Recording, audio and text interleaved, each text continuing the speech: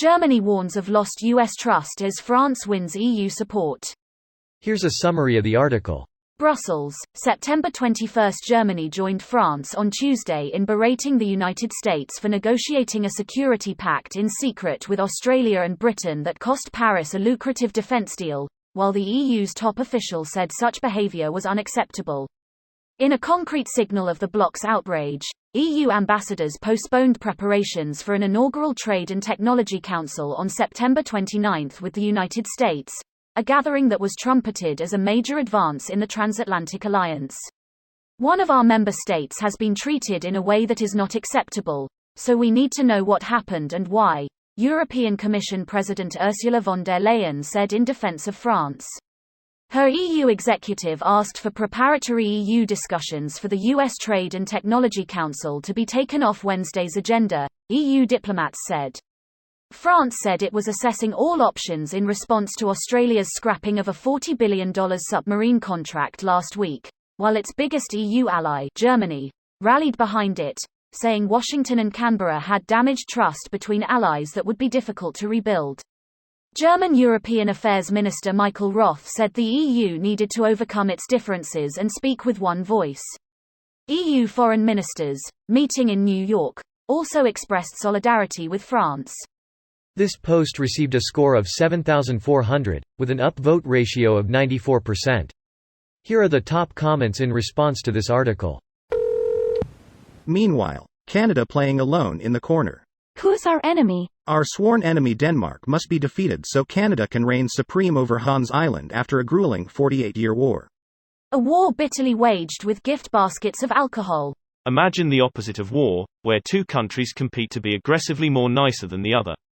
I said, take the damn gift basket, or else. Sounds like an Asian family get-together. I'm paying the bill, or so help me God I will ruin you. It wasn't $40 billion, it was $90 billion, which was originally budgeted as $45 billion, and the French blew out the budget.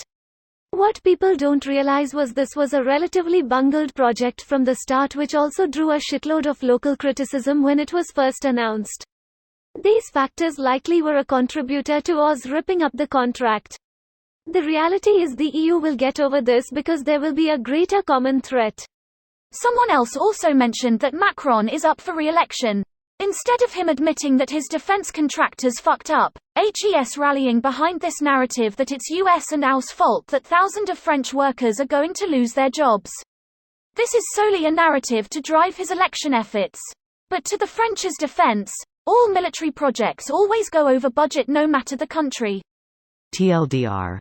France is overreacting to prevent a second incident like this, and French people don't care about international policies when voting for or against Macron. Guess EU countries should start building up their militaries again. I think there have been people talking about an European army, because Trump getting elected proved that allies can become unstable, unpredictable, and can only be trusted for 4-year periods.